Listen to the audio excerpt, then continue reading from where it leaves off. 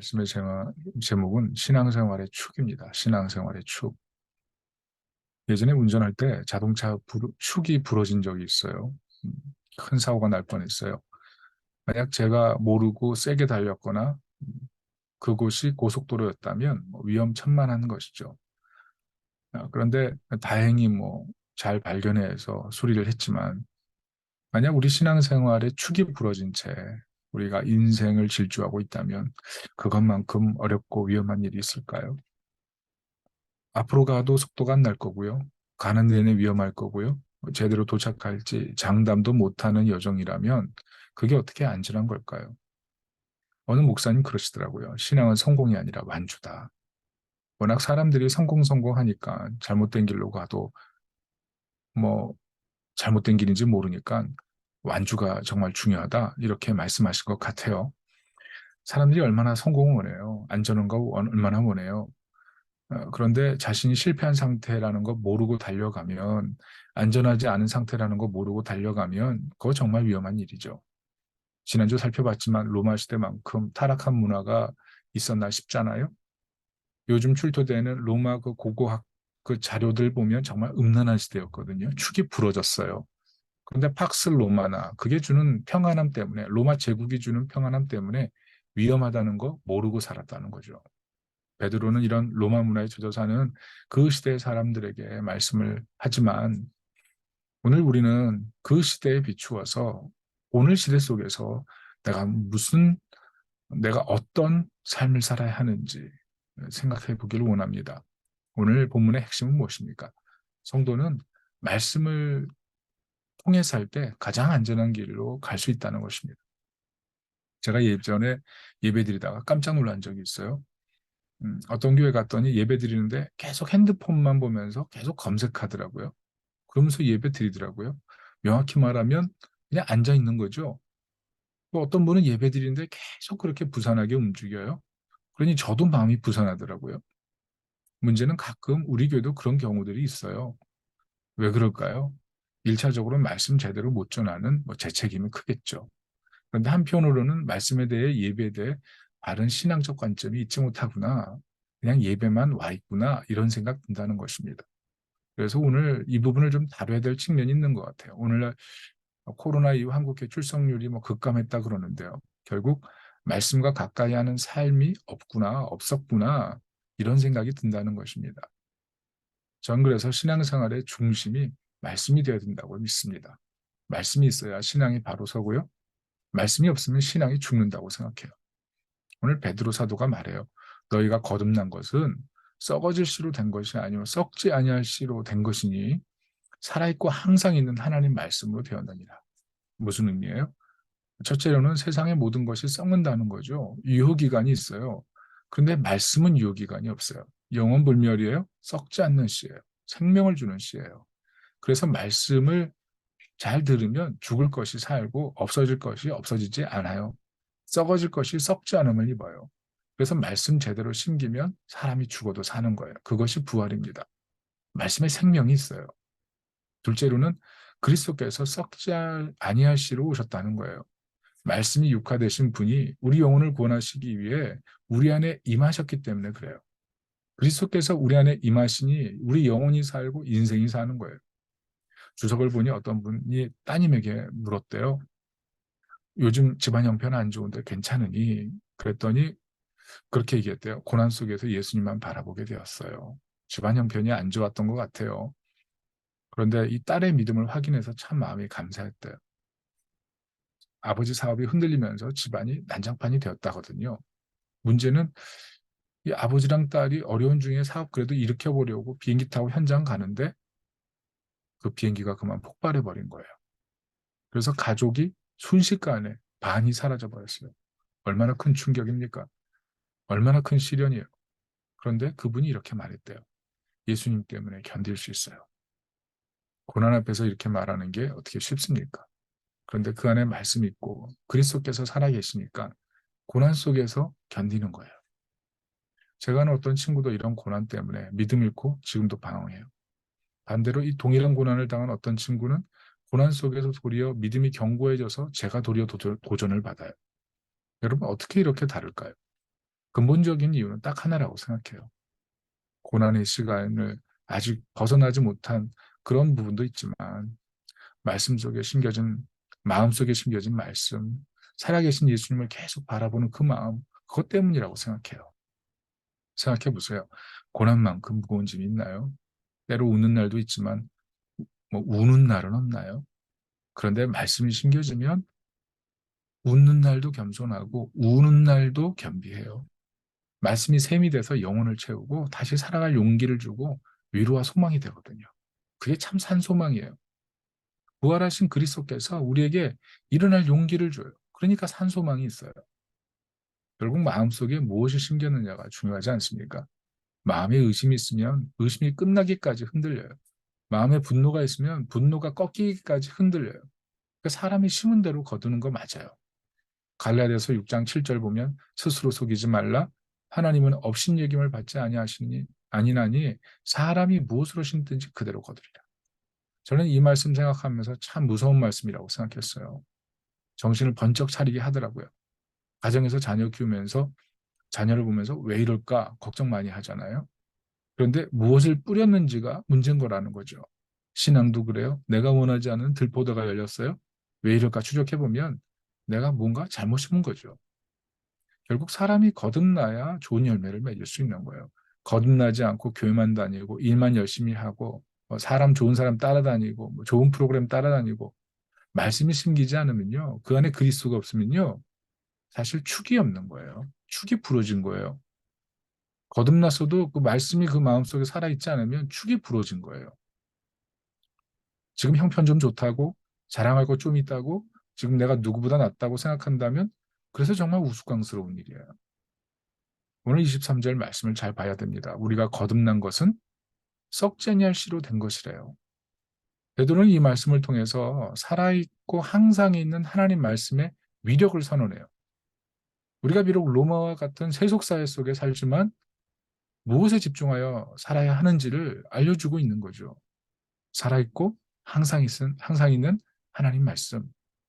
이 말씀이 우리에게 계속 말씀하고 계시기 때문에 말씀 가까이 하면 자라나고 살아나는 거예요. 그래서 말씀이 어떤 것입니까? 제가 보면 이 말씀이 활자로 돼 있지만요. 생물이에요. 말씀은 침묵하지 않아요. 단지 책에 적혀 있는 어떤 문자가 아니에요. 그 성경 말씀을 통해서 하나님이 우리에게 똑똑히 말씀하시거든요. 그 말씀이 마음에 심겨지면 초신자, 불신자, 낙심자 다 새롭게 될 수 있어요. 예배가 달라지고 예배에 집중하게 돼요. 보세요. 하나님께서 우리에게 얼마나 다양하게 말씀하십니까? 자연을 통해서 말씀하세요. 우리 지난주 이번 주일날 성찬식 했지만 성례전을 통해서 말씀하세요. 설교를 통해 말씀하세요. 말씀이 육신이 되어 오신 예수님께서 우리 안에 성령을 통해서 말씀하세요. 다양하게 말씀하시죠. 그런데 언제 이게 은혜가 됩니까? 그 중심에 말씀이 제대로 심겨지면 모든 것이 은혜가 돼요. 자연이 은혜가 되고요. 성례전이 은혜가 되고요. 설교가 은혜가 되고요. 성령을 통해서 하시는 말씀이 분별되면서 은혜가 돼요. 여러분 왜 이런 변화가 일어날까요? 여러분 이런 변화 속에 거하고 싶지 않으신가요? 그 이유는요. 말씀이 중심에 심겨졌기 때문에 그래요. 그래서 작은 티끌 같은 시험의 불은 은혜의 샘물로 꺼지는 거고요. 태산 같은 불이 오면요. 하나님의 은혜의 파도가 삼켜버리는 거예요. 비록 삶에 불타는 시험이 오지 않습니까? 그런데 부활하신 주님으로 인해 소망을 가질 수 있게 되는 거예요. 부활하신 주님이 돌무덤에서 살아나시고 불타는 시험은 돌무덤에 가둬버리시는 거죠. 잘 아시다시피 내 평생에 가는 길 찬양 아시잖아요. 이 작사가 스텝보드 씨 대서양을 건너는 배가 침몰하면서 아내와 자녀를 다 잃었잖아요. 얼마나 충격이에요. 그런데 그 자리를 다시 지나가면서 이 찬양을 작사했다 그러잖아요. 내 평생에 가는 길 순탄하여 늘 가.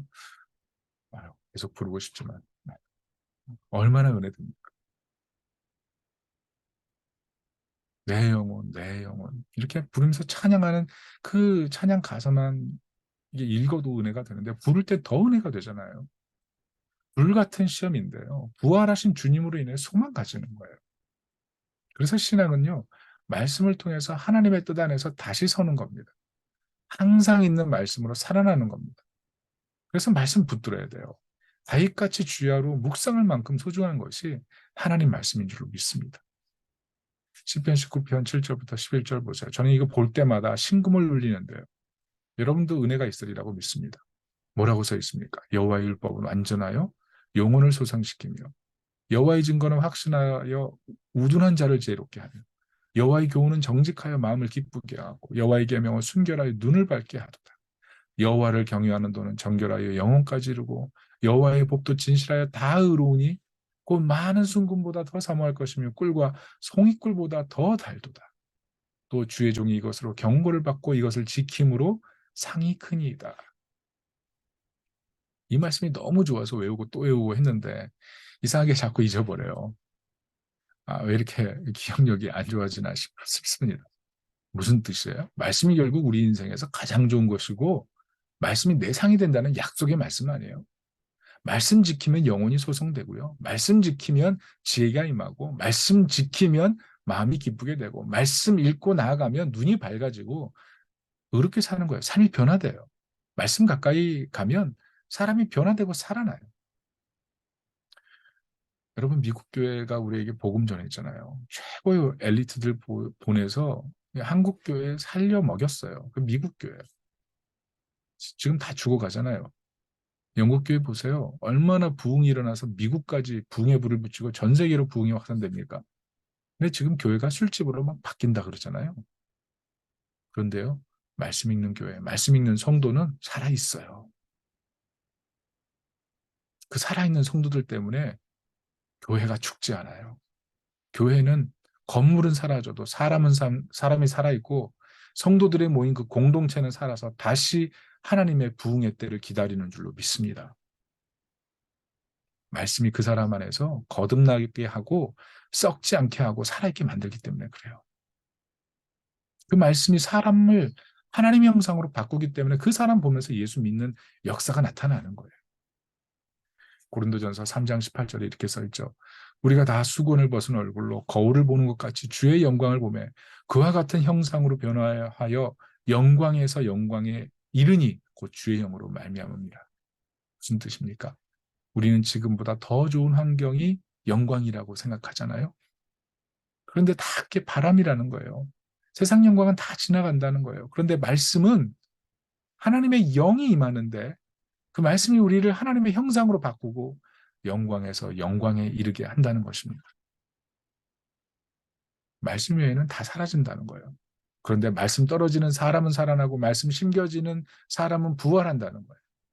하나님의 영광에서 영광에 이르게 된다는 거죠. 여러분 이 말씀 다시 붙들어야 되지 않겠습니까? 말씀 읽으면 심령이 부흥하고 우리 영혼이 살아나고 누군가를 살리는 능력, 그 영광이 임하는 줄로 믿습니다. 24절, 25절 오늘 본문을 보세요. 그러므로 모든 육체는 풀과 같이 그 모든 영광은 풀의 꽃과 같으니 풀은 마르고 꽃은 떨어지되 오직 주의 말씀은 세세토록 있도다 하였으니 너에게 전한 복음이 곧 이 말씀이니라. 아름다움, 세상의 아름다움 다 사라져요. 마르고 떨어져요. 풀이요 꽃이에요. 그런데 말씀이 축이면 그게 인생의 축이면 말씀이 세세토록 있기 때문에 우리도 세세토록 거하게 될 줄로 믿습니다. 그러므로 풀의 꽃과 같은 영광이 아무리 내게 있다고 해도 그것이 안전한 것이 아니죠. 예수 믿는 것이 단지 지식으로만 존재해서 많은 것을 안다고 하는 것, 그것이 오히려 더 위험한 거죠. 주님께서 하신 일이 뭡니까? 풀과 같은 육체로 오신 거예요. 세상의 영광의 형상으로 오지 않으셨어요. 그런데 그 안에 살아있는 말씀으로 인해서 시험 이기고 우리 구원하시고 부활하시고 온 우주의 왕이 되셨어요. 다시 오실 거예요. 왜 우리에게 그 영광을 보이시고 말씀으로 우리에게 도전하시나요? 예수님이 말씀대로 하셨다는 거예요. 말씀대로 성취하셨다는 거예요. 말씀대로 죽으시고 다시 살아나시고 세상의 통치자가 되셨다는 거예요. 그러니 말씀이 심겨진 사람은 반드시 예수님과 함께 살아나고 영광임하고 왕노릇하게 되는 줄로 믿습니다. 침체 없어요? 낙심 없어요? 실망 없어요? 슬픔 없어요? 다 있어요. 그런데 말씀이 내 안에 역사하면 소망이 있어요. 그러니 말씀 붙잡아야 돼요. 말씀 안 읽는 분들 말씀 읽어야 돼요.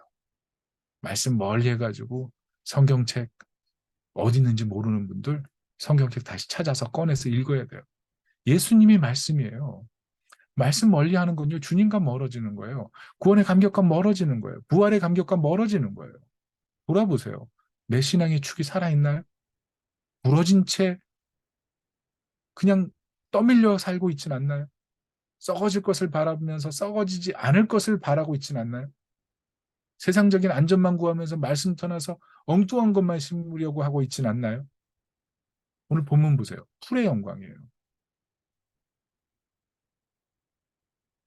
그러나 말씀으로 오신 그리스도께서 우리에게 세세토록 왕노릇하게 하신다면 그 감격과 그 은혜와 그 영광을 누리기 위해서 말씀 붙들고 말씀 심고 말씀이신 주님과 함께 왕노릇하며 살 수 있기를 예수님의 이름으로 축복합니다.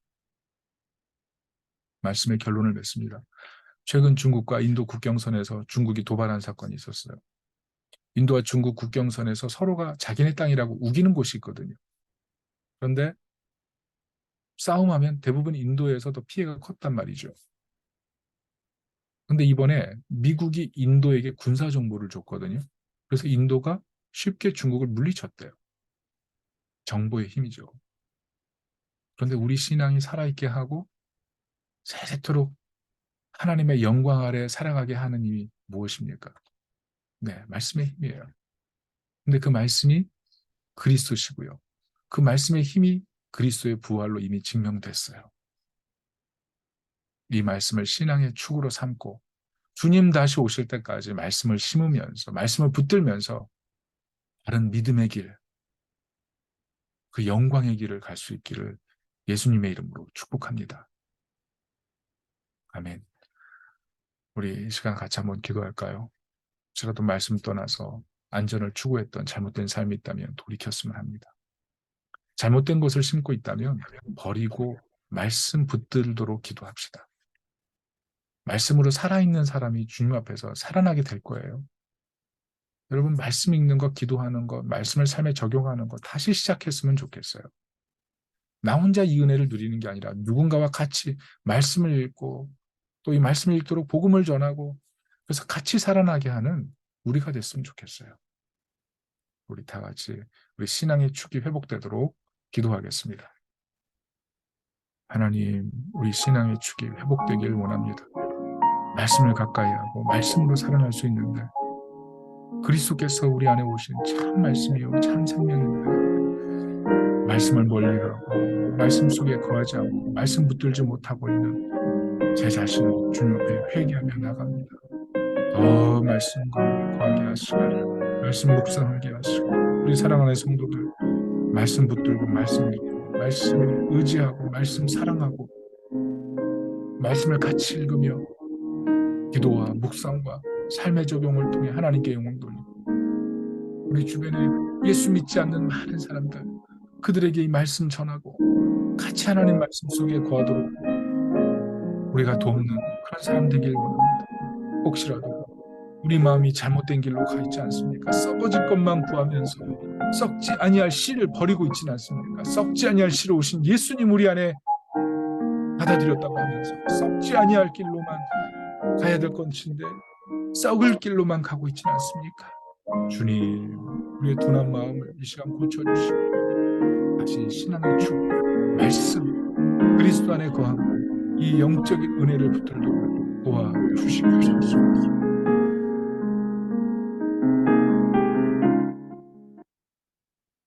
신앙의 축이 훼손된 채 앞으로만 가는 우리가 되지 않게 해주세요.